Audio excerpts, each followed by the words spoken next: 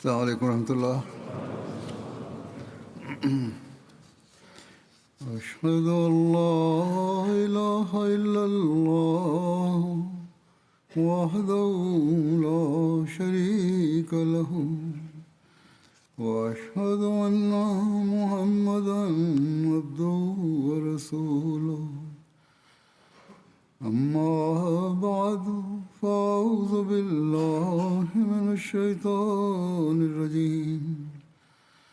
بسم الله الرحمن الرحيم.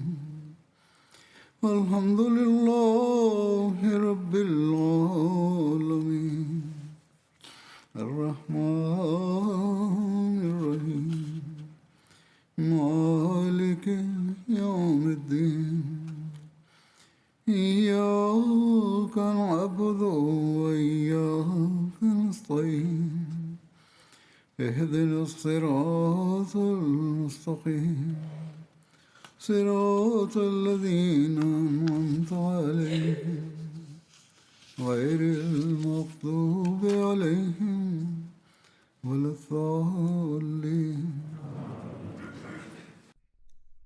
J'ai évoqué dans mes sermons précédents l'enseignement que le saint prophète Mohammed sallallahu alayhi wa sallam a donné concernant l'expression de la gratitude et le modèle qu'il a établi à cet égard.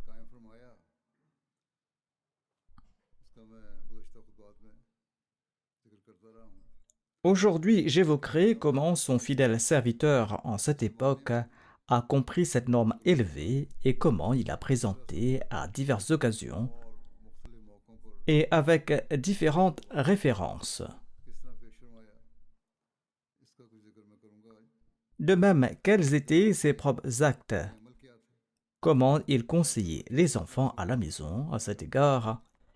Et qu'est-ce qu'il attendait de la part d'un Ahmadi? Ces points sont des lignes de conduite pour nous à notre époque. Le Messie premier salam, en expliquant l'importance et la sagesse de remercier Dieu le Tout-Puissant pour ses bienfaits, déclare: lorsque l'homme atteint une position élevée, il devient arrogant, alors qu'en fait, il pourrait accomplir beaucoup de bonnes œuvres au cours de cette période et être utile à l'humanité durant cette période. Allah le Tout-Puissant déclare dans le Saint-Coran, déclare: La in shakartum la azidannakum wa la in kafartum inna adhabi la shadid. Si vous me remerciez, j'augmenterai mes bienfaits. Et si vous êtes ingrat, alors mon châtiment est certainement terrible. C'est-à-dire, lorsque l'homme reçoit les bienfaits de Dieu le Tout-Puissant, il doit lui être reconnaissant et il doit veiller au bien-être de l'humanité. Et si quelqu'un ne le fait pas et commence au contraire à commettre l'injustice, alors Allah le Tout-Puissant lui retire ses bienfaits et Allah le châtie. En un endroit, le Messie promet salam déclare que la chose la plus importante est la gratitude envers Allah qui nous a donné la vie, la santé, le bien-être, la paix et a fourni les moyens pour la propagation de la foi. Et en vérité, si nous voulions exprimer notre gratitude pour ces bienfaits divins, il nous serait absolument impossible de compter les faveurs et les grâces de ce Dieu et de lui remercier. Puis à une autre occasion, il a déclaré: les musulmans devaient être très reconnaissants envers Allah le Tout-Puissant qui leur a accordé une religion qui, sur les plans intellectuels et pratiques, est exempte de toutes sortes de corruption et de choses détestables et de toute espèce de défaut. Si l'être humain observe avec réflexion et contemplation, il réalisera qu'en réalité, seul Allah le Tout-Puissant est digne de toutes les louanges et de tous les attributs, et qu'aucune créature ou aucun être humain n'est véritablement et réellement digne de louange et de glorification. Si l'être humain observe sans aucune arrière-pensée, il lui apparaîtra clairement que toute personne jugée digne de louange peut l'être soit parce que, en un temps où aucune existence n'existait, où l'on n'avait connaissance d'aucune existence, eh bien, cette personne en fut le créateur.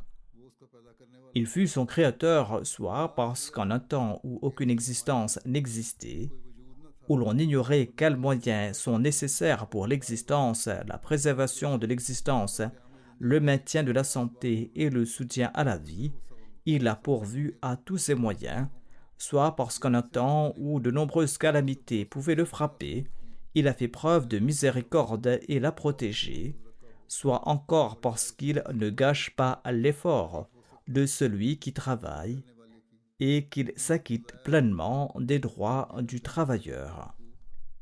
Bien qu'en apparence payer les droits de l'ouvrier ne soit qu'une compensation, une telle personne peut néanmoins être un bienfaiteur qui s'acquitte pleinement de ses obligations. Ce sont donc les diverses situations. Si ces choses n'existaient pas et qu'il leur vient en aide, alors seulement cette personne peut être louée. Le Messie promet l'Islam déclare que ces attributs sont de la plus haute importance, capables de rendre quelqu'un digne de louange et de glorification. Considérez maintenant qu'en vérité, le seul digne de toutes ces louanges est Allah le Tout-Puissant. Allah qui est parfaitement doté de ces attributs et personne d'autre ne les possède. Il n'y a personne d'autre qui possède ces attributs, ni aucune autre entité qui les possède. Ensuite, attirant l'attention sur la nécessité de remercier Allah le Tout-Puissant pour la renaissance de l'islam et l'établissement de la communauté ahmadiyya, le Messie premier d'Islam déclare: Ô sages, ne vous étonnez pas que Dieu le Tout-Puissant, en ce temps de besoin et en ces jours de profonde obscurité, ait fait descendre une lumière céleste et ait envoyé un serviteur dans le monde, spécialement pour le bien public, dans le but d'exalter la parole de l'islam, de propager la lumière du messager, le meilleur des créatures, de soutenir les musulmans et également avec l'intention de purifier leur état intérieur. L'étonnement serait plutôt que ce Dieu protecteur de la religion de l'islam, qui avait promis de rester toujours le gardien des enseignements coraniques et de ne pas les laisser devenir froids, sans éclat et sans lumière, soit resté silencieux après avoir vu cette obscurité et après avoir observé ces désordres intérieurs et extérieurs, et n'ait pas tenu sa promesse qu'il avait exprès énoncée dans sa sainte parole. Le bienfait qu'Allah le Très-Haut a envoyé est conforme à sa promesse, et il n'y a rien d'étonnant à cela. L'étonnement aurait dû être de mise si Allah le Tout-Puissant n'avait pas tenu cette promesse et que la dégradation continue de l'islam s'était poursuivie. Le Messie promet l'Islam ajoute: Je dirais que si l'étonnement était de mise, ce serait si cette prophétie claire et manifeste de ce saint messager s'était avérée fausse. Celle qui affirmait qu'au début de chaque siècle, Allah ne cessera de susciter un serviteur qui renouvellera sa religion. Ainsi, ce n'est pas un motif d'étonnement, mais plutôt une occasion de rendre mille et mille merci et un moment pour accroître la foi et la certitude. Ainsi, nous constatons que jusqu'à l'avènement du Messie premier d'Islam, des réformateurs sont apparus au cours de chaque siècle parmi différents peuples, et Allah l'a suscité comme le réformateur des derniers 1000 ans, en lui conférant le titre de Messie promis et de Mahdi promis. Le Messie promet l'Islam déclare que c'est plutôt une occasion de rendre mille et mille merci et un moment pour accroître la foi et la certitude, car Dieu, de par sa grâce et sa générosité, a tenu sa promesse et il n'a pas permis qu'il y ait la moindre différence, même pas d'une minute, dans la prophétie de son messager, et non seulement il a accompli cette prophétie, mais il a également ouvert la porte à des milliers de prophéties et de miracles futurs. Ainsi donc, avec l'avènement du Messie premier l'Islam, Dieu accomplit d'innombrables autres prophéties. Le Messie premier l'Islam déclare que si vous êtes croyants et honnêtes, alors remerciez et prosternez-vous en signe de gratitude, car le temps que nos ancêtres ont attendu est passé, et d'innombrables âmes sont parties dans l'ordre de ce désir, Mais vous, quant à vous, vous avez connu ce moment.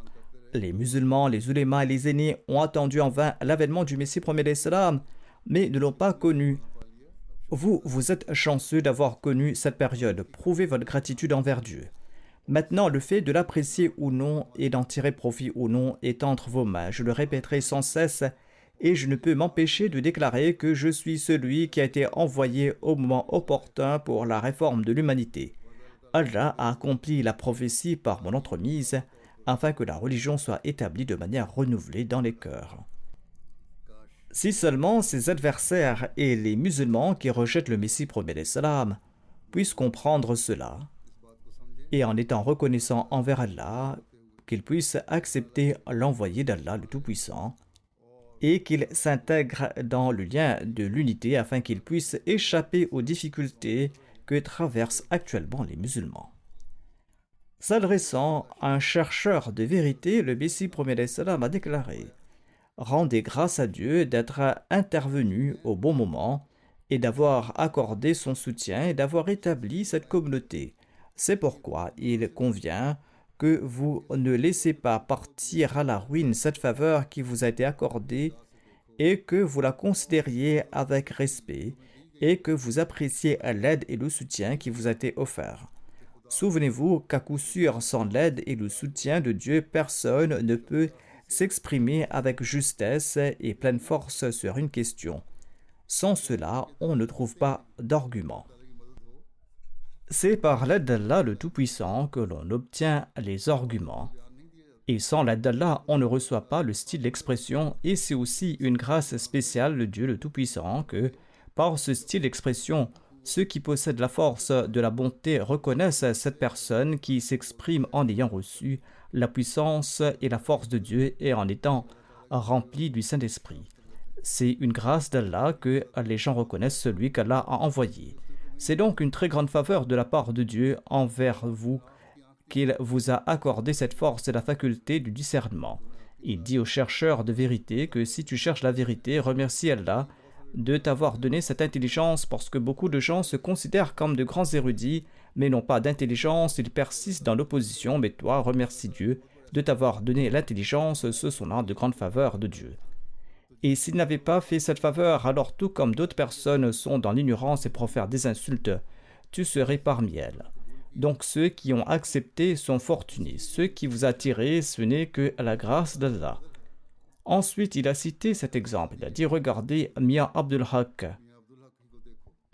Si la grâce de Dieu ne l'avait pas secouru, comment aurait-il pu sortir de ce lieu de luxe? Il a cité l'exemple de Mia Abdul Haq. Il s'agit de Munshi Abdul Haq, originaire de Kassour, qui était étudiant et qui à l'époque faisait sa licence. Bien que musulman, il s'était converti au christianisme 3 ans plus tôt, au moment où le Messie premier l'Islam faisait sa déclaration. Et après avoir lu Al-Hakam et certains écrits du Messie premier l'Islam, il écrivit une requête au Messie premier l'Islam, disant qu'il souhaitait voir la véracité et la vérité de l'islam mise en pratique.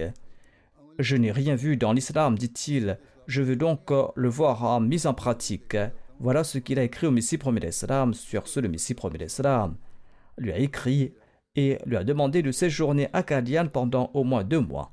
Ainsi donc, il s'est rendu à Darul Aman et il est arrivé en 1901 et il est resté auprès du Messie premier l'Islam, d'autant plus que de nombreux conseillers s'étaient manifestés.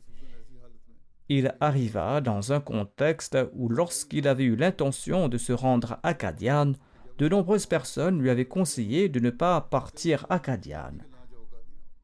Et on a même dissuadé, l'un d'entre eux l'avait même insulté, alors que l'insulte est interdite dans sa religion et est généralement contraire aux bonnes manières et à la courtoisie. Mais la grâce de Dieu a prévalu sur toutes ces choses et l'a attiré. Il n'a pas eu accès aux causes du mal. Or, à ce moment-là, il n'était pas marié. Le Messie premier l'Islam déclare que de grands problèmes surviennent des fois en raison du mariage. S'il avait pris une épouse, l'épreuve l'aurait atteint, mais Dieu l'a protégé de toutes les manières. La grâce de Dieu n'est pas une création nouvelle. La grâce divine n'est pas apparue pour la première fois. Celui à qui il accorde sa bienveillance, il le protège de toutes les manières. Ce n'est pas une nouveauté. Allah protège de toutes les manières celui à qui il accorde sa bienveillance. Ne vous contentez pas de dire que nous sommes musulmans.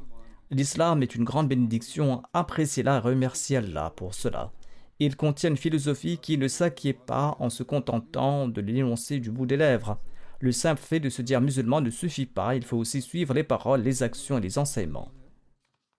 Remerciant ceux qui ont de l'amour et de la sincérité pour la communauté Ahmadiyya, le Messie promet l'Islam déclare: je ne peux m'empêcher d'exprimer et de rendre grâce ici, car la grâce et la bonté de Dieu le Tout-Puissant ne m'ont pas laissé seul.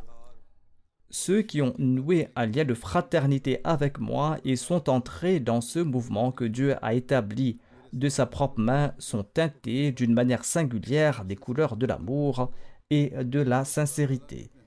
Ce n'est pas par mon propre effort, mais Dieu le Tout-Puissant m'a accordé ces âmes remplies de sincérité par sa grâce spéciale. Et en faisant l'éloge des Ahmadis sincères qui sont entrés dans sa communauté, le Messie premier l'Islam déclare que ce sont des âmes remplies de sincérité qui m'ont été accordées. Le Messie premier l'Islam ajoute: tout d'abord, je ressens un élan dans mon cœur à l'idée de mentionner un de mes frères spirituels nommé Nuruddin, dont le nom est à l'image de la lumière de sa sincérité. Je regarde toujours avec un désir ardent certains de ces services religieux qu'il accomplit pour la propagation de l'islam en dépensant de sa richesse licite, souhaitant pouvoir moi aussi accomplir de tels services. Alors que le Messie premier l'Islam a déjà tant fait pour l'islam en voyant les sacrifices de Maulana Nuruddin, il dit ressentir une grande envie de vouloir offrir autant de services financiers. Le simple fait d'imaginer l'ardeur qui remplit son cœur pour le soutien de la religion fait apparaître devant mes yeux une image de la puissance divine, montrant comment il attire ses serviteurs à lui. Avec tous ses biens, toute son énergie, tous les moyens dont il dispose, il est constamment prêt à obéir à Allah et à son prophète. Il parle ici du premier calife. Je sais avec quelle certitude basée sur l'expérience et non pas sur une bonne opinion qu'il n'hésiterait pas à sacrifier pour ma cause non seulement ses biens, mais aussi sa vie et même son honneur. Et si je lui permettais, il sacrifierait tout dans cette voie, et à l'instar de sa compagnie spirituelle, il s'acquitterait du droit d'une compagnie physique et d'une présence constante, demeurant en permanence à mes côtés. Ces propos du Messie premier l'Islam remontent à la fin de l'année 1890, lorsqu'il a fait son éloge dans son livre Fatih Islam. Plus tard, Maulana Hakim Nuruddin a tout abandonné pour se présenter au service du Messie premier l'Islam et pour vivre en sa compagnie. En évoquant les bienfaits physiques et spirituels sous l'attribut Rahmaniya d'Allah, le Messie premier l'Islam déclare que des centaines de milliers de louanges et d'éloges sont dignes de la personne du Tout-Puissant qui, sans aucune matière, ni sans aucun plan initial, a créé toutes les âmes et tous les corps par sa propre volonté et de son propre commandement, montrant ainsi l'exemple de sa grande puissance et qui a éduqué et instruit par lui-même toutes les âmes saintes des prophètes, sans aucun maître, sans aucun précepteur, manifestant ainsi le signe de ses anciennes effusions. C'est-à-dire qu'Allah de Tout-Puissant, celui qui envoie ses prophètes, leur a aussi accordé un enseignement de sa part et les a formés et a fait descendre ses commandements sur eux. Le Messie premier l'Islam déclare « Gloire à Dieu ! Quel être miséricordieux et bienfaiteur il est, lui qui, sans aucun mérite de notre part, sans que nous l'ayons mérité, a lui-même accompli le travail pour nous, nous qui sommes faibles. Pour notre propre subsistance physique, il a mis au travail le soleil, la lune, les nuages et les vents, et pour notre organisation spirituelle, Il a fait parvenir la Torah, l'Évangile et le Furqan et tous les livres célestes au moment précis.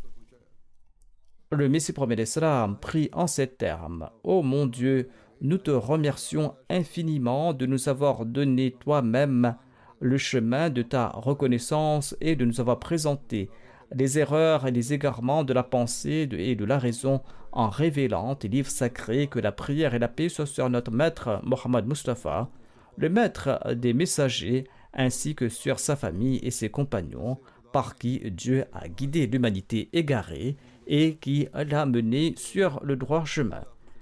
C'est ce guide, ce bienfaiteur qui a ramené de nouveau sur le droit chemin l'humanité qui s'était égarée. Il est le bienfaiteur et le généreux, celui qui a délivré les gens du fléau du polythéisme et des idoles. Il est la lumière et le rayonnant, celui qui a répandu la lumière de l'unicité divine dans le monde. Il est le sage et le médecin de son temps, celui qui a remis les cœurs égarés sur le droit chemin. Lui, le généreux et l'auteur de miracles, qui a abreuvé les morts de l'eau de la vie, c'est-à-dire ceux qui étaient morts spirituellement. Il est le clément, le miséricordieux, qui a souffert pour la communauté. Il s'est affligé pour la communauté qui se détériorait. Et pour eux, à cette époque, il a envoyé le Messie premier l'Islam. Et il a enduré la douleur et ce vaillant et ce champion qui nous a tirés de la gueule de la mort. Il s'agit en fait du saint prophète Mohammed sallallahu alayhi wa sallam qu'Allah a envoyé en premier pour la réforme du monde, et ensuite il a envoyé son fidèle serviteur. Il parle ici du saint prophète Mohammed sallallahu alayhi wa sallam.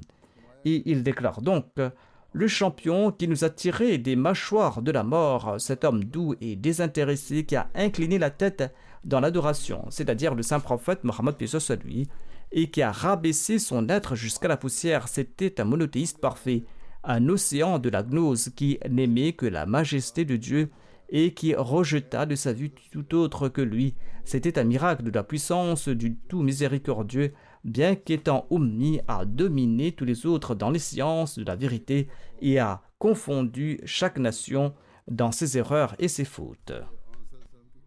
Ceci est une louange du saint prophète Mohammed paix soit sur lui. Le Messie promet l'Islam a cité l'exemple de la Torah et de l'Évangile, mais cela concernait les nations qui ont trouvé la bonne voie grâce à la Torah et l'Évangile. Mais par la suite, face à la corruption qui est apparue dans le monde, ce fut la personne du saint prophète Mohammed paix soit sur lui que Dieu envoyait, et c'est lui qui a établi ce lien entre les hommes et Dieu. Ensuite, le Messie promet l'Islam déclare: Ô Seigneur des mondes, je ne saurais rendre grâce pour tes bienfaits. Tu es infiniment miséricordieux et généreux, et tes bienfaits sûrement sont innombrables. Pardonne-moi mes péchés afin que je ne périsse pas. Mets ton amour pur dans mon cœur afin que j'obtienne la vie, et couvre mes fautes et fais-moi accomplir des actions dont tu es satisfait. Je cherche refuge auprès de ta noble face contre le déchaînement de ta colère sur moi. Fais miséricorde et protège-moi des calamités de ce monde et de l'au-delà, car toute grâce et toute faveur sont entre tes mains. Amin, thumma amin. Ensuite, le Messie promet l'Islam écrit 1000 et 1000 fois merci à ce Seigneur clément qui nous a accordé une religion telle, une religion qui est le moyen de la connaissance divine et de la piété, dont l'égal n'a jamais été trouvé en aucun temps, et des milliers de bénédictions sur ce prophète immaculé par l'intermédiaire de qui nous sommes entrés dans cette sainte religion, et des milliers de miséricordes sur les compagnons du noble prophète sallallahu alayhi wa sallam qui ont arrosé ce jardin de leur sang. Ensuite, il explique en un endroit: ceux qui sont justes et véridiques à ses yeux ont toujours souffert de la langue et des mains des ignorants. Ceux qui sont justes aux yeux d'Allah, le Très-Haut, véridiques, et ceux qui sont véritablement fidèles à la religion et loyaux envers Allah, souffrent des langues et des mains des ignorants. De même, actuellement, en cette époque, les Ahmadis subissent aussi des épreuves dans certains pays, dans certains endroits. Ainsi, dit-il, puisque telle est la voie d'Allah depuis toujours, c'est pourquoi que si nous aussi nous subissons quelque affliction de la part de nos proches ou des étrangers, des nôtres et d'autrui, nous devons rendre grâce et être heureux d'avoir été jugés dignes aux yeux de ce véritable bien-aimé d'être affligés dans sa voie. Si nous sommes affligés dans la voie d'Allah le Très-Haut, c'est aussi notre bonheur, notre fortune. Et nous devrions en être heureux. Et nous devons rendre grâce à Allah, car seuls ceux qu'Allah le Très-Haut aime supportent l'affliction dans sa voie. Nous devons être fiers d'être persécutés. Ainsi, endurer de telles souffrances est pour nous une véritable bénédiction. Mais lorsque nous observons que, d'autre part, certains ennemis de la foi, par leur calomnie, ne se contentent pas seulement de nous causer du tort, mais entraînent également dans la discorde des personnes sans discernement et ignorantes, dans ce cas, nous nous faisons un devoir de préserver ces personnes non averties de la discorde autant que possible. C'est-à-dire que nous devons aussi leur exposer la vérité et révéler leurs méfaits qui visent à nuire à ces personnes. Prévenir la discorde ne signifie pas que nous commençons à utiliser un langage grossier comme celui des opposants ou que nous tombions dans l'impolitesse. Au contraire, tout en restant dans le cadre des enseignements islamiques, nous devons répondre à leur fausse propagande et à leur calomnie.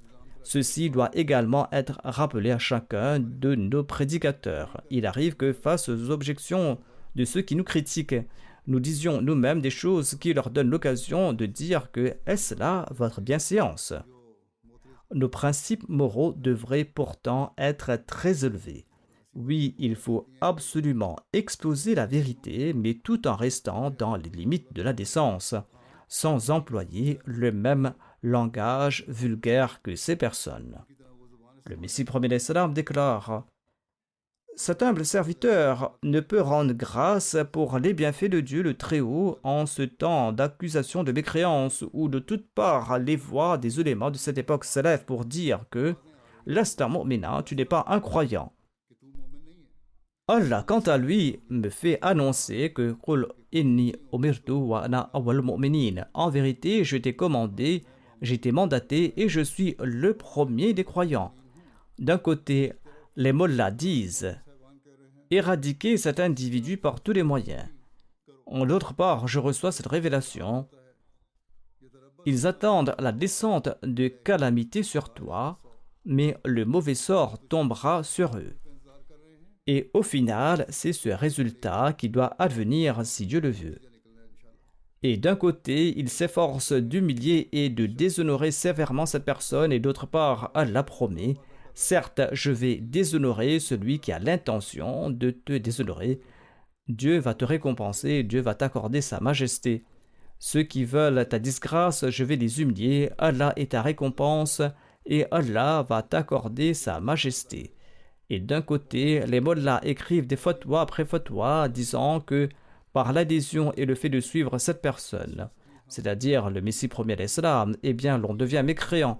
Mais d'autre part, Dieu le Tout-Puissant insiste constamment sur cette révélation en disant que « Qul in kuntum tuhibbuna Allah, fattabi'uni yuhbibkumullah » dit que si vous aimez Allah, alors suivez-moi, eh bien Allah vous aimera. Et Dieu avait dit cela au saint prophète Mohammed paix soit lui, et dans la suite du saint prophète paix soit lui, il a également dit cela à son fidèle serviteur, car il est le véritable amoureux du saint prophète Mohammed paix soit lui, et suivre celui-ci constitue une obéissance parfaite au saint prophète Mohammed paix soit lui, parce qu'il est son parfait obéissant et son serviteur. En bref, ces mots-là se battent contre Dieu, dit le Messie premier l'Islam, et nous allons voir qui va l'emporter. Le progrès de la Jamaat par la grâce d'Allah, la manière dont la Jamaat s'accroît progressivement sont autant de réponses pour ceux qui ont la faculté de voir et ceux qui possèdent une once de pudeur. Le Messie premier l'Islam déclare « Je ne peux m'empêcher ici de rendre grâce que, de la même manière qu'Allah le Tout-Puissant par sa révélation a accusé les mécréants en soutien à notre prophète sallallahu alayhi wa sallam, et il a déclaré que mon prophète possède un caractère d'un si haut degré d'intégrité que vous n'avez pas le pouvoir de trouver un défaut ou une imperfection dans ces 40 dernières années de vie. Malgré qu'il soit resté parmi vous jour et nuit pendant 40 ans, vous n'avez pas le pouvoir de trouver le moindre défaut dans sa noble famille, qui est une famille de noblesse, de pureté, de souveraineté et d'autorité. Considérez alors qu'une personne issue d'une famille si noble et pure et éminente et dont les 40 années de vie sont passées sous vos yeux témoignent que la calomnie et le mensonge ne sont pas son œuvre, alors avec de telles qualités, il montre également des signes célestes et les signes du soutien de Dieu, et il prouve également qu'il apportait un enseignement face auquel vos croyances sont entièrement souillées, impures et gorgées de polythéisme. Eh bien, après tout cela, quel doute pouvez-vous avoir quant à la véracité de ce prophète? Ensuite, pour répondre aux opposants de l'islam, notamment que le saint prophète Mohammed paix soit sur lui est ce prophète réel et véritable qui est venu de la part de Dieu et qui a créé les conditions pour lier le monde à Dieu, le Messie promet l'islam déclare à son sujet que c'est ainsi que Dieu a confondu mes opposants et ceux qui me renient, et en ce sens, je suis également le vrai serviteur du saint prophète Mohammed paix soit sur lui. C'est la même promesse de la part de Dieu me concernant. Ainsi, il a cité son ouvrage Brahim Ahmadiyya selon lequel il déclare ce livre contient cette révélation me concernant publiée il y a 20 ans de cela. Et cette révélation est la suivante. C'est-à-dire dit à ses opposants que j'ai vécu parmi vous pendant 40 ans et pendant cette longue période vous m'avez vu et vous avez constaté que mon œuvre n'est pas calomnie et mensonge et que Dieu m'a préservé d'une vie impure. La personne qui, pendant une si longue période, c'est-à-dire 40 ans, a été préservée de toute calomnie, malice, ruse et perversité, et qui n'a jamais menti aux gens, comment est-il possible qu'il calomnie maintenant Dieu le Tout-Puissant, contrairement à son ancienne habitude? J'ai déjà décrit de nombreux aspects du caractère du Messie promet l'islam, mais il en ressort clairement que même ses opposants le louaient, disant qu'il n'a jamais menti, qu'il n'a jamais agi de cette manière. Ce sont donc des paroles de gratitude dans lesquelles il a remercié Dieu le Tout-Puissant pour ses faveurs et il a également exprimé des sentiments de gratitude envers ses assistants et ceux qui l'ont soutenu. En sus de cela, le Messie promet l'islam s'efforçait d'inculquer aux enfants l'importance de la gratitude. Concernant sa méthode à la maison, voici un récit qui rapporte qu'un jour, le Messie promet l'islam raconta une histoire à ses enfants, histoire que le Muslim Maud a ensuite fait écrire dans le journal Al-Hakam. Cette histoire est la suivante. Il y avait un chauve et un aveugle. Un ange de Dieu ayant pris la forme humaine vint voir le chauve et lui demanda « Que désires-tu » Le chauve répondit que mes cheveux repoussent et que j'ai de la richesse et des biens. Alors l'ange passa sa main sur la tête du chauve, et par la puissance de Dieu, les cheveux lui poussèrent sur la tête, et il obtint également des richesses, des biens et des serviteurs. Ensuite l'ange vint voir l'aveugle et lui demanda « Que désires-tu » L'aveugle lui dit « Que mes yeux retrouvent la vue afin que je ne me cogne pas et que je ne trébuche pas. » et que j'ai de l'argent afin que je ne dépende de personne. L'ange passa sa main sur ses yeux et ils retrouvèrent la vue et il obtint également des richesses. Par la suite, le même ange, sur l'ordre de Dieu, va mettre à l'épreuve et l'aveugle et le chauve sous les traits d'un mendiant et se rendit auprès du chauve pour lui faire une demande. Le chauve lui répondit d'un air renfrogné et d'une très mauvaise humeur et la rabrouait en disant « Va-t'en, il y a beaucoup de mendiants comme toi qui courent les rues. » L'ange passa la main sur la tête, il redevint chauve comme avant, et toutes ses richesses et ses biens disparurent, et il se retrouvera dans la même misère qu'auparavant. Puis le même ange vint sous la forme d'un mendiant auprès de l'aveugle, qui était devenu très riche et avait retrouvé la vue, et il lui fit une requête. L'autre lui dit « Tout a été donné par Dieu, et c'est sa propriété, prenez-en. » Suite à cela, Allah lui accorda encore plus de biens et de richesses. Il lui accorda davantage à cet aveugle. Le Messie promet l'islam a enseigné « Ô chers enfants, rappelez-vous aussi de remercier pour les bienfaits accordés par Allah, de les apprécier et de ne pas rudoyer celui qui demande. Faire la charité est une bonne chose et il faut demander au demandeur, cela rend Dieu heureux et multiplie les bienfaits. » Il s'agit d'un long hadith mentionnant ces trois types de personnes, mais il a raconté à la maison aux enfants sous forme d'une histoire en le résumant. Le ramadan étant arrivé en hiver au cours de sa vie, le Messie promet l'Islam a exprimé une gratitude subtile à cet égard. Hazrat Mirza Bashir Ahmad Sahib écrit que Maulvi Sher Ali Sahib m'a relaté qu'une fois, le Messie promet l'Islam a dit que c'est aussi une grâce de la part d'Allah qu'il m'a suscité en une époque où le mois du ramadan est tombé en hiver et les jeûnes ne causent pas trop de difficultés physiques et je peux facilement travailler même pendant le ramadan. Maulvi Sahib disait qu'à cette époque, le ramadan tombait en décembre. Et il a dit que j'ai regardé le calendrier de cette époque. À mon avis, il s'agit de Hazrat Mirza Bashir Ahmad Sahib qui a déclaré que j'ai regardé le calendrier de cette époque.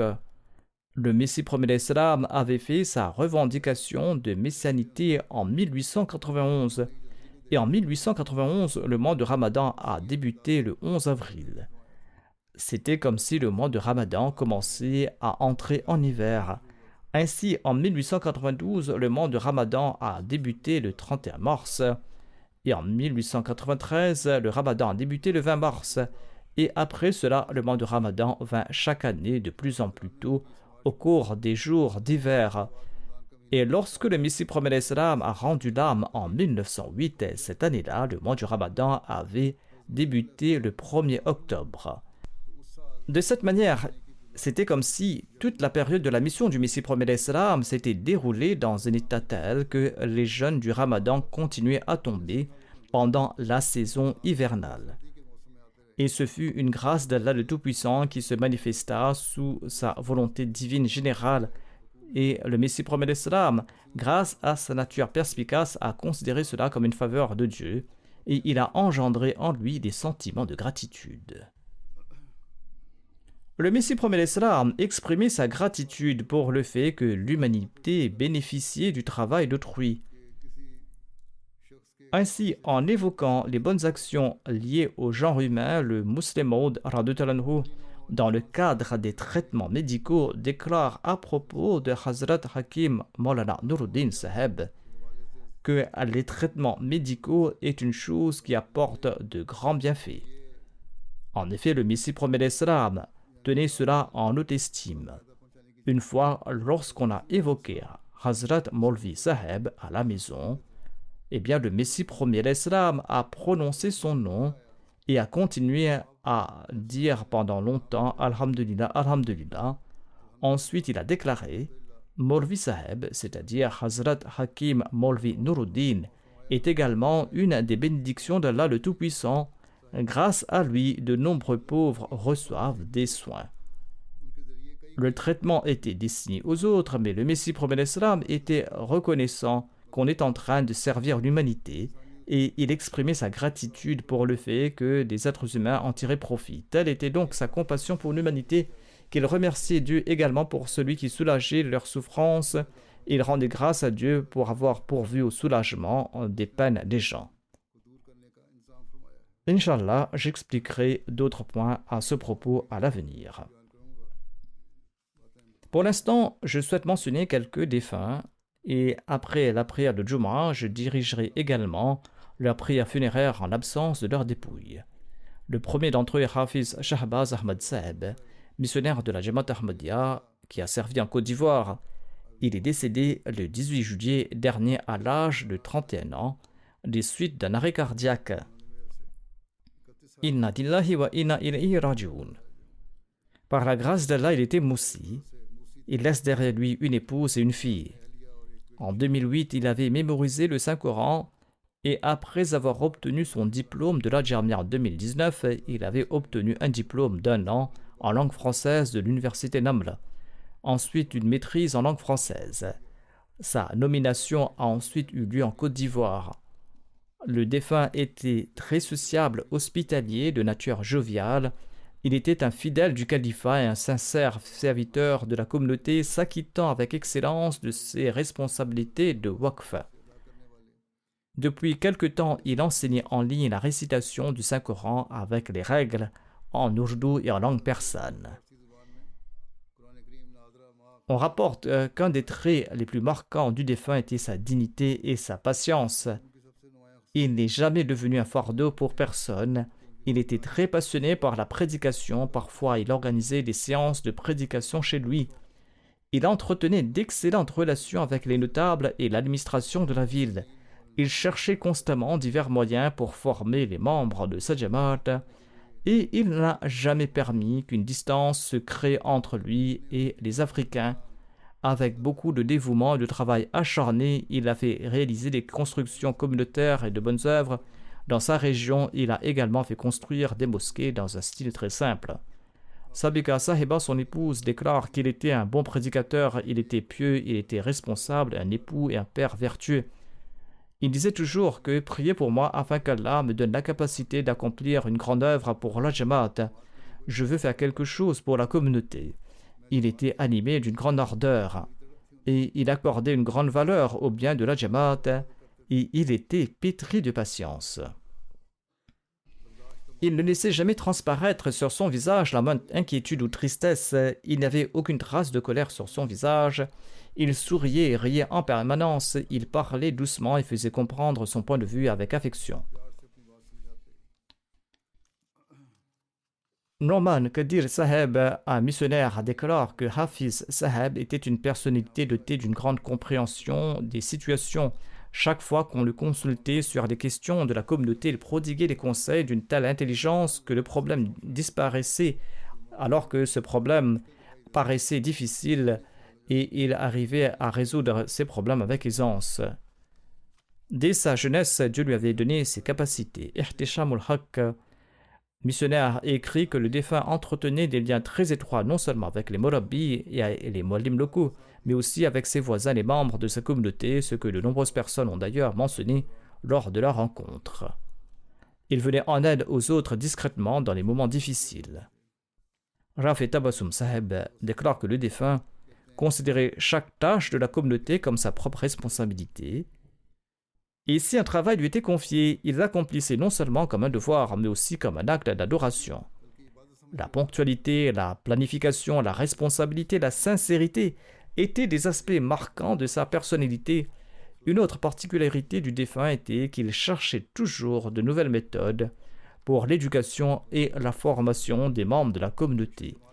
Il se préoccupait de l'éducation de tous, jeunes, enfants et adultes. C'est une qualité essentielle qu'un Morabbi doit posséder. De même, un autre trait éminent du défunt était sa grande sincérité. Il servait avec désintéressement, il ne cherchait jamais à se mettre en avant. Il n'était pas en quête de la célébrité, mais il cherchait plutôt la satisfaction d'Allah et il est toujours resté occupé au service de la religion, là où il a été muté ou placé. Et il enseignait le Saint-Coran aux enfants avec une prononciation correcte et avec beaucoup d'amour. Et nombreux sont ses élèves qui se souviennent de lui. Le deuxième défunt que j'évoquerai se nomme Yilingana Momini. Le défunt était originaire d'une région du Burkina Faso et il y servait comme zaïm de l'Ansarullah. Il travaillait dans ses champs, c'était au cours du mois de juillet, lorsque des terroristes l'ont pris pour cible et l'ont abattu, et il est tombé à martyr. Inna lillahi wa inna ilayhi raji'un. Le défunt avait prêté le serment d'allégeance en 1989. Wadoud Seb, le missionnaire, écrit que le regretté martyr était une personne très sincère, animé d'un amour profond pour la Jamaat et pour le califat. Il avait un amour passionné pour le Saint-Coran, un lien profond avec la mosquée, un zèle particulier pour l'adoration. Il était obéissant envers le califat et il était animé d'un grand sens de service pour la Jamaat. Abdullah Jengani Saheb Muallim déclare que le défunt était un excellent travailleur, très courageux, intrépide, sincère, pieux, dévot, affable, sociable, discret et empreint d'amour et d'obéissance envers le califat. Souvent, il arrivait le premier à la mosquée. Il s'asseyait pour réciter le Saint-Coran. De même, le Muallim raconte qu'à l'heure d'Al-Fajr, lorsque je passais devant sa maison, j'entendais le son de la récitation du Saint-Coran venir de chez eux. M. Abdurrahman, qui est le président régional de cet endroit, déclare que chaque fois que je sollicitais le défunt Malgré son âge avancé, il venait personnellement pour servir la communauté et il amenait avec lui ses enfants lors des travaux de la communauté. Le défunt participait également systématiquement à tous les jalsa et tous les rassemblements. Même malade, il participait au programme de la communauté. Amin Baloch déclare que j'ai moi aussi vécu dans cette région. Le défunt était très régulier dans le versement de ses contributions. De même, Balbo Saheb, un muallim local, raconte qu'un jour avant de tomber en martyr, le défunt avait pris contact avec lui au sujet de sa contribution et il avait exprimé son souci de la régler et il était rempli de l'esprit de servir la communauté. Et ce sont ces mêmes qualités que chaque personne a mentionnées au sujet du défunt. Le défunt laisse derrière lui 2 veuves et 13 enfants. Qu'Allah lui accorde le pardon et sa miséricorde.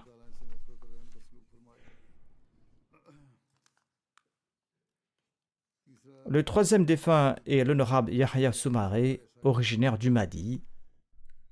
Lui aussi est décédé récemment à l'âge de 32 ans. À Allah nous appartenons et c'est à lui que nous retournerons. Il est également un martyr. Au Mali, la situation est difficile depuis quelque temps en raison du terrorisme. Yahya Soumaré était en service militaire dans le village d'Anefis, dans la région de Gao. Le 4 juillet, le temps était mauvais avec des vents forts. À cette occasion, il a dit à son supérieur qu'il allait prendre des nouvelles des troupes en service. Alors qu'il sortait pour aller voir les unités en patrouille contre les terroristes l'ont attaqué. Au cours de cet événement, Yahya est tombé en martyr. Il était prévu que l'armée le promeuve le 22 septembre, le jour de l'indépendance du Mali, et qu'il reçoive également la médaille d'honneur. Cette décision avait été prise par l'armée. Ainsi, sa nomination devait également avoir lieu dans une grande ville. Mais il est tombé en martyr avant cela. Son frère Fodi Soumaré raconte que Yahya Soumaré avait participé à la Jalsa Salana en 2022.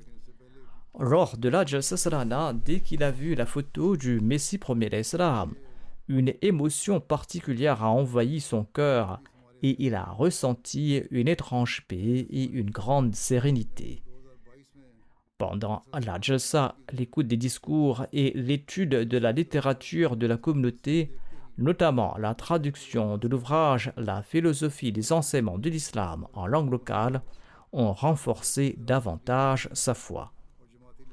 La position de la Jamaat Ahmadiyya, notamment sur le djihad, conforme aux principes rationnels et islamiques, l'a profondément touché et c'est à l'occasion bénie de cette même Jalsa qu'il a prêté allégeance et a rejoint la communauté. Son épouse raconte que le défunt était un mari idéal, un père très affectueux pour son enfant, quelqu'un qui prenait soin de nos besoins, dit-elle. Dans chaque moment difficile, il était un soutien solide pour nous. Ses parents disent également qu'il entretenait avec nous une relation d'amour et de respect extrême. Il nous appelait régulièrement pour prendre de nouvelles. Il prenait soin de nos besoins et il s'efforçait d'alléger chacune de nos peines. C'était un fils très obéissant.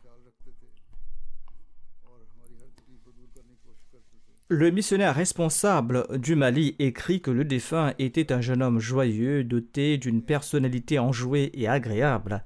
Il était assidu aux jeûnes et aux prières, soucieux des personnes dans le besoin, constituant un bon exemple pour son entourage et pour les autres, entretenant bien les liens familiaux. C'était un homme juste et sincère.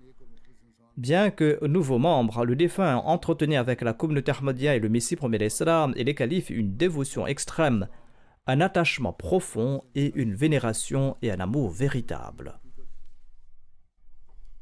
Son père n'était pas Ahmadi, mais après le martyre de son fils, il a vu la bienveillance de la communauté et la manière dont la Jamaat s'est occupée de tout. En voyant cette sympathie, il en a été ému et il faisait déjà des recherches sur la religion et il a dit que la vérité de l'Ahmadiyya m'est maintenant devenue manifeste. C'est pourquoi il a décidé de prêter le serment d'allégeance. Le prochain défunt que j'évoquerai est l'honorable Sirajul Haq Quraishi Sahib. Il était l'officier adjoint de la Jalsa Salana à Rabwa. Il est décédé récemment à l'âge de 86 ans. Inna lillahi wa inna ilayhi raji'un. Il était membre du système d'Al-Wasiya par la grâce d'Allah. L'Ahmadiyya est entré dans sa famille par l'entremise de son grand-père Hazrat Mian Qutbuddin, un compagnon du Messie promis d'Islam. Celui-ci avait vu dans un rêve selon lequel le Messie promis était venu. Il s'est rendu à Qadian et il a prêté le serment d'allégeance aux mains du Messie promis d'Islam. Sa grand-mère était également une compagne. Allah le Tout-Puissant a béni son grand-père avec 2 fils, Quraishi Fazl Haq et Quraishi Abdul Ghani. Et ces 2 fils étaient de grands serviteurs de la foi. Malgré leurs activités commerciales, ils étaient toujours prêts à servir la religion. Et ils ont joué un rôle important dans l'établissement de Rabwa, notamment lorsque la recherche en eau a débuté. À cette époque, le travail d'installation des pompes leur était confié. Maulvi Mohammad Ousmane, le grand-père maternel de Quraishi Sirajul Haq, était également un compagnon du Messie promis d'Islam. Le défunt servait actuellement en tant que Naïb Nazir et Naïb Afsar Jalsa Salana. Il a commencé son service régulier au sein de la Jamaat qu'il n'y a que quelques années. Il y a environ 15 à 20 ans, auparavant, il avait enseigné dans divers collèges du ministère de l'Éducation. Et il a également enseigné au TI College de Rabwa. Sid Qasim Ahmed déclare qu'avec la disparition du Sirajul Haq Quraishi Sahib, tout le personnel du bureau de la Jalsa Salana a le sentiment que leurs compagnons aînés, profondément compréhensifs et compatissants, les a quittés. Chaque fois qu'une tâche lui était confiée, il l'exécutait avec la plus grande responsabilité. Le défunt laisse derrière lui 2 filles et 2 fils. L'un de ses fils, Kamarul Haq Quraishi, est en train de servir à la Jamaat comme missionnaire et il sert au département d'histoire. Qu'Allah le Tout-Puissant lui accorde son pardon et sa miséricorde. Le prochain défunt que j'évoquerai est Lawal Tayyib, qui a servi comme muallim de la Jamaat au Nigeria. Lui aussi est décédé quelques jours auparavant à l'âge de 30 ans. Inna lillahi wa inna ilayhi raji'un. Par la grâce d'Allah le Tout-Puissant, il était membre du système d'Al-Wasiya. Lors de la Jalsa Salana, alors qu'il était en train de préparer la retransmission en direct, il est tombé d'une échelle en réparant l'antenne parabolique de la mosquée et il était gravement blessé. Malgré le traitement, il n'a pas survécu. Il avait subi une très grave blessure à la colonne vertébrale. Il laisse derrière lui ses parents, son épouse, une fille d'environ 11 mois. Il avait terminé ses études en 2018 à la Jamiatul Mubashirin du Nigeria et il était en train de servir comme muallim. Il était un muallim très humble, actif et sincère. Et il s'acquittait de chaque responsabilité qui lui était confiée par la Jamaat dans la mesure de ses moyens, avec une grande excellence, avec diligence et sincérité, et ce, de la meilleure façon possible. Ses parents disent qu'il était un fils très responsable, très attentif à ses parents et dévoué. Malgré des moyens financiers limités, il a toujours fait de son mieux pour subvenir aux besoins financiers de ses parents. Son épouse affirme qu'en plus d'accomplir ses responsabilités communautaires, il mettait en pratique les enseignements islamiques et les directives du califat de la Jamaat Ahmadiyya. Grâce à sa bonne moralité, sa sincérité et sa compassion, il était aimé de tous, qu'il s'agisse des membres de la communauté ou d'autres musulmans ou de non-musulmans.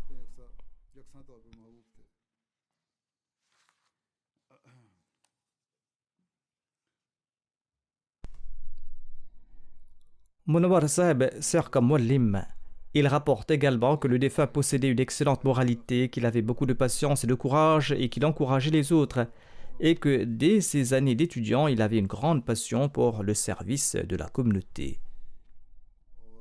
Même lorsqu'il était sur son lit de malade, bien que gravement malade, blessé et souffrant, il continuait à s'informer sur les affaires de la communauté et sur la formation de ses membres.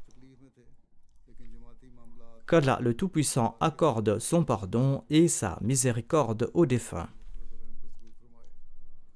Le prochain défunt est l'honorable Ghafour Ahmad, qui était à la retraite et qui vivait au Canada. Il a servi comme président d'un village à Sangla Hill. Il est décédé récemment. Inna lillahi wa inna ilayhi raji'un.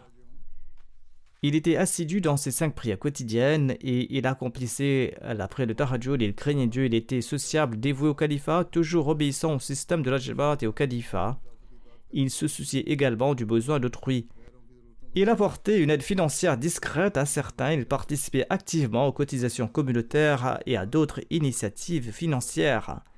Il écoutait régulièrement les sermons et exhortait les autres à en faire de même. Il avait un grand respect pour les travailleurs de la Jamaat et pour ceux qui avaient dédié leur vie. Il laisse derrière lui, outre son épouse, 3 filles et 5 fils, ainsi que de petits-fils et de petites-filles. L'un de ses fils, Naim Iqbal, est en train de servir comme amir et missionnaire en charge de la communauté aux îles Fidji et il n'a pas pu assister aux funérailles de son père en raison de sa présence sur le terrain au moment du décès de son père. Qu'Allah lui accorde également patience et courage et qu'Allah accorde aux défunts son pardon et sa miséricorde.